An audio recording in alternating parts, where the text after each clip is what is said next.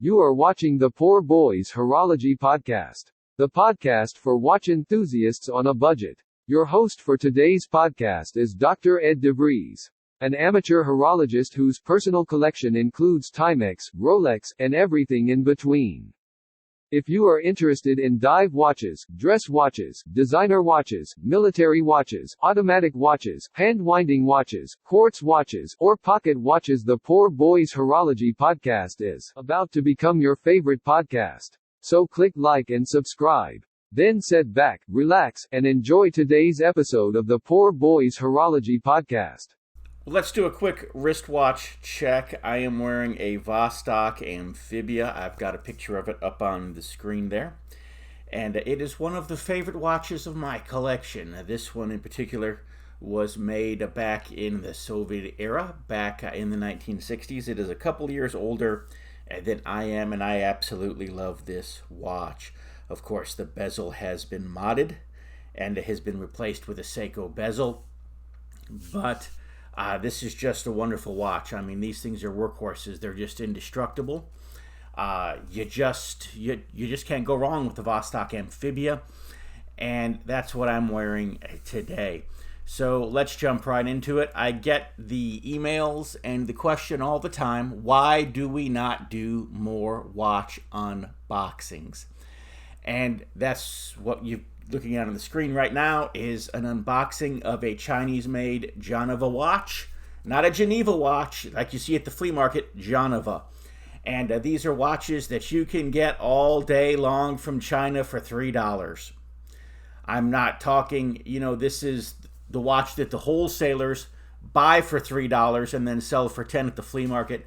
No, the truth is if I were buying these in bigger quantities, I could probably get them for about 75 cents a piece. They are absolute SHI double hockey sticks. I mean, these are just crap watches. I pay $2 to $3 a piece for them. You can see them on Wish.com sometimes for as little as $1.80. These are just garbage watches. You say, so why do you buy garbage watches? Well, for one reason, I've got a kid, and my kid, like his dad, he likes watches. But he plays basketball, smash. He rides his bike, smash. He plays football with his friends, smash. He's in baseball and, he's in batting practice or whatever. He doesn't wear the watch during the game. The rules actually don't allow for that. But, sometimes in practice and different things, he'll still have it on, smash. He goes to school, he's on the playground, smash. And so these watches last, a couple of weeks, maybe a month if we're lucky. And so I buy them to be disposable watches. None of them have ever made it longer than 5 weeks. And of course, you're looking at the watch on the screen and you know why. But, I don't want to, and I bought my son some nice watches. He's got some really nice Invicta watches. He's got remember the Flash, the TV character? He has a beautiful Flash Invicta. We paid, we paid a lot more than $3 for that watch, and he wears it sometimes for special occasions. He might wear it to church on Sunday. If we go out or something, he might wear it. He's got a couple of other watches, a couple of Seikos, again, a couple of Citizen watches, an Echo Drive that he really likes. And again, he might wear that on a special occasion or something. But, you can't give him a watch like that to bang around because it'll just go smash. And so now So anyways, you say, well, why don't you do more unboxings? Well, you've watched the unboxing. You're probably thinking, not whatever. Well, that's, now you know why we don't do more unboxings. Anyways, what I want to talk about real quickly is I want to talk about some mistakes that people make when they buy watches. And the first mistake that people make when they buy watches is they think that they have to have certain watches in their collection. They're like, I got to have a Rolex. And so they spend a lot of money on a Rolex, or worse, they go out and buy a fake Rolex because they got to have a Rolex. No, you don't. No, you don't. Are Rolexes awesome watches? Yes, they are, but you don't have to have one. If you can't afford it, buy something that you can afford. If, that wouldn't normally be your style, if you're not into dive watches, don't buy a Submariner. If you're not into the look of, say, a Rolex Day-Date or a President, then don't buy one. On the other hand, if that's what you would enjoy wearing, by all means, and you can afford it, buy one. So again, they think I got to have a certain kind of watch, or like I've got to have a Submariner, or they're like, or they make the mistake of thinking I've got to have a dive watch, and I've got to have a digital watch, and I've got to have so many quartz watches, and I've got to have so many automatic watches.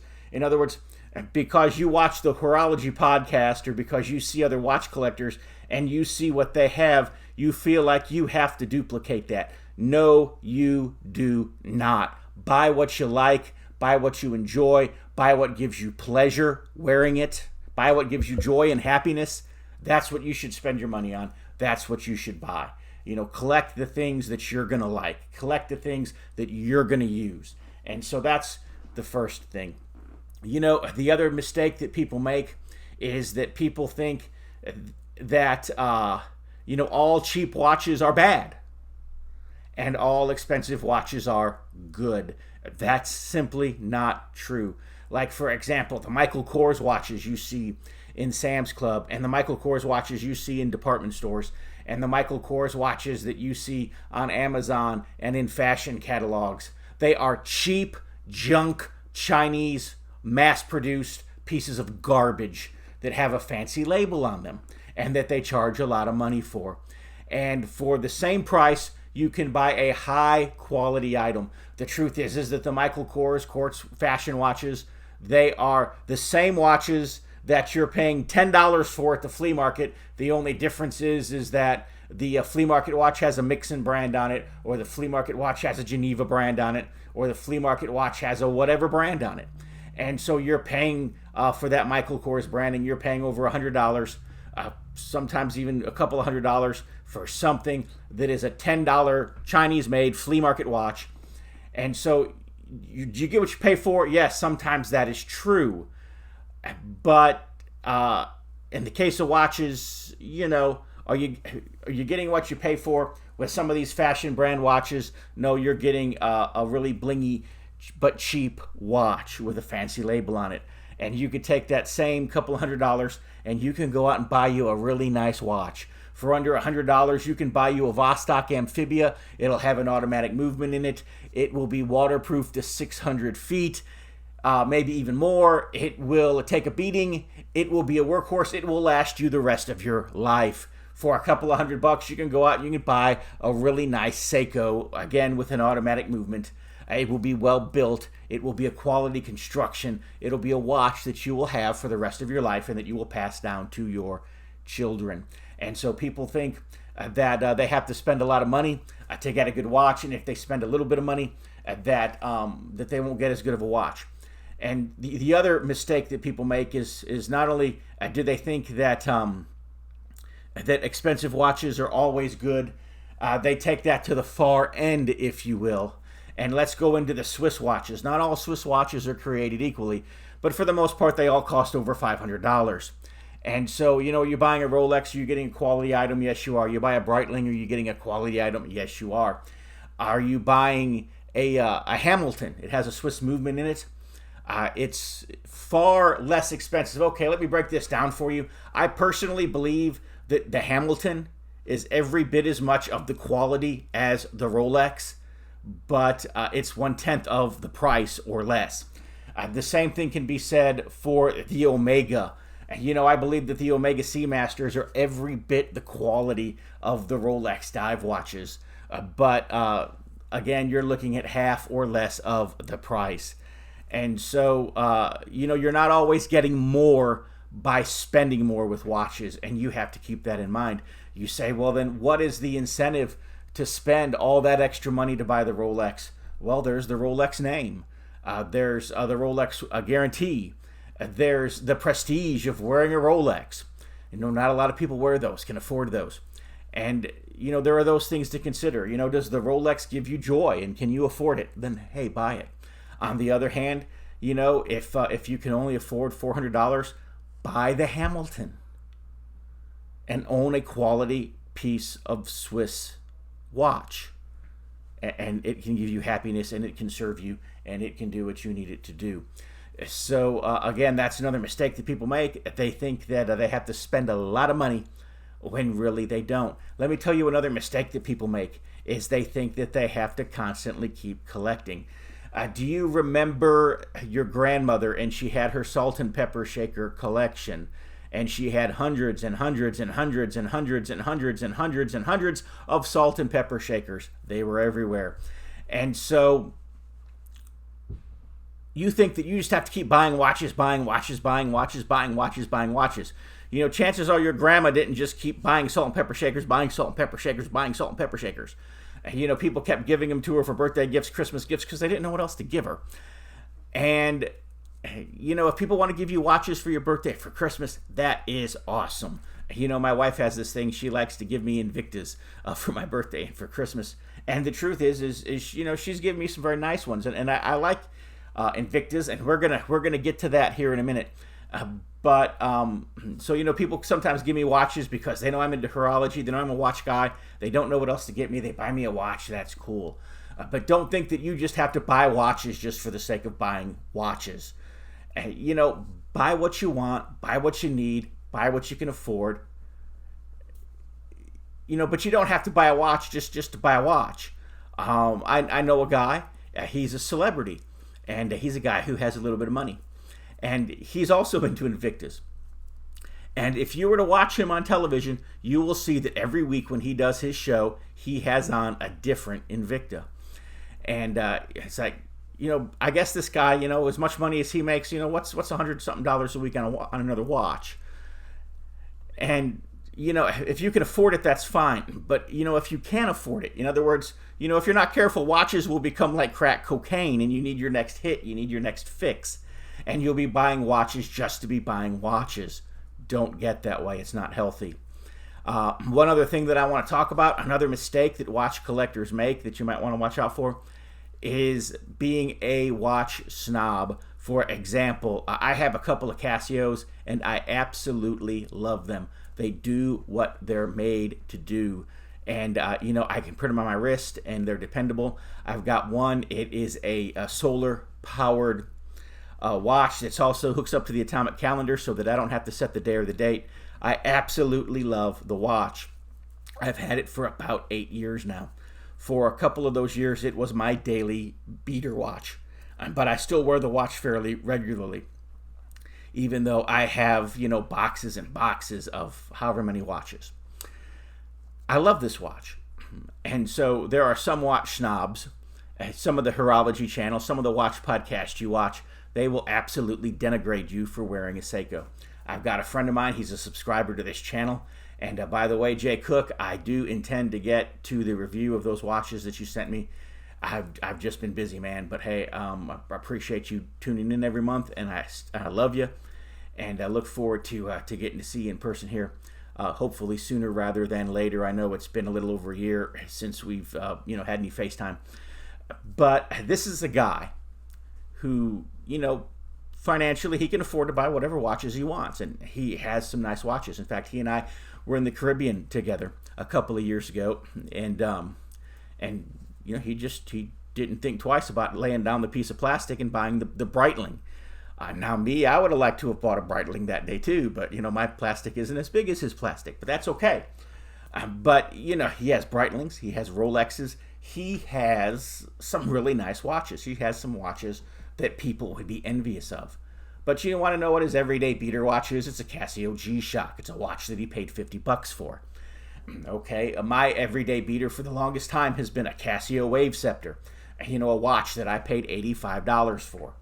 And some of these watch channels here on YouTube, you know, they denigrate Casios. And if you collect Casios, you're not a real watch collector. It's a bunch of BS, okay? Even, you know, the urban gentry, you would think he would be a watch snob, but he's not. In fact, he has several Casios in his collection. He has $7 Casio, you know, plastic digital watches in his collection. So, you know, don't feel like, well, if you collect a Timex, you're not a real watch collector. If you collect a Casio, you're not a real watch collector. Casio makes some really nice watches. Timex makes some really nice watches. again, you collect what you like, you collect what you enjoy, you collect what you can afford, you collect what is functional and useful to you. You collect something that gives you value, and hey, don't let the snobs, tell you that, okay, you're not a real watch guy because, you collect Casios or Timexes. Or, some of them will even denigrate a Seiko. Some of them, if it's not Swiss made, it's junk. Or if it's Chinese made, then you're not a real genuine watch collector. All of it is just, BS. Forget about it. And collect what you want. And so that's my it's my take this month on the Poor Boys Horology podcast. Wear what you like, wear what you enjoy. Oh, by the way, I said I would get back to Invictas. There are a lot of these watch channels, and that's what they do. They denigrate Invictas. And I will say this, I think that Invictas are overbranded in some cases. I have some of Invictas that have very little branding on them, and some Invictas, they got the stamp on the side, they got the stamp on the second hand. I mean, they just, they just stamp Invicta all over everything. And some Invictas are overdone, and some Invictas are overbranded. There are other Invictas that are very tasteful, that are very nice, that look for good, and that are just awesome watches. Some Invictas, look like you're wearing a hubcap on your wrist, and some Invictas are of a nice, tasteful size.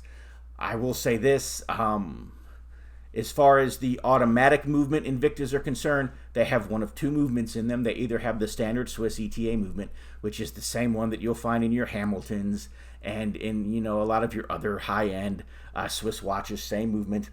And then they also have the Seiko NH35 movement in them, which is just a great workhorse movement. You can't go wrong there.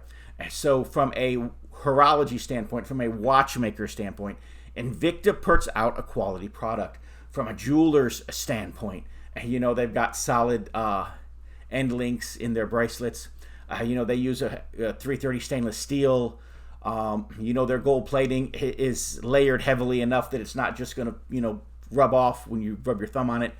I mean, from a jewelry perspective, it's a pretty good watch, and they make some really attractive dive watches, some really attractive character watches, some other things that are up on the screen as well. So, they're affordable. They're quality made as far as, you buy an Invicta, it's going to last. It's not going to break. It's not a piece of junk. And so, again, if you enjoy them, if they give you pleasure, if they give you joy, if they tell you the time, hey, go for it. And so, again, collect what you want. Collect what makes you happy. Collect what gives you joy. What's the point of having a hobby if it's just going to make you miserable? That's stupid. So that's my rant. That's my take for this month's Poor Boy Horology podcast. Let's go into a commercial for the Barnes Review magazine. And by the way, if you want to click like and subscribe, you're watching on YouTube here, that'll help our channel out tremendously. And if you want to send me an email, poorboyshorologypodcast@aol.com, I would love to talk to you about how you can advertise on an upcoming episode of the Poor Boys Horology podcast. And so until next month, God bless, and open your web browser and type in www.barnesreview.org and discover the Barnes Review magazine. In the Barnes Review, you will read vignettes of man, from the prehistoric to the very recent, from forgotten races and civilizations to first-person accounts of World War II and the late Cold War. There is no more interesting magazine published today, nor a more significant and important subject than real history. So visit www.barnesreview.org and subscribe to the Barnes Review. You can subscribe to receive the Barnes Review magazine in its print form, or in convenient electronic delivery. Our host has been a subscriber to both formats for years. So visit www.barnesreview.org and subscribe to the Barnes Review.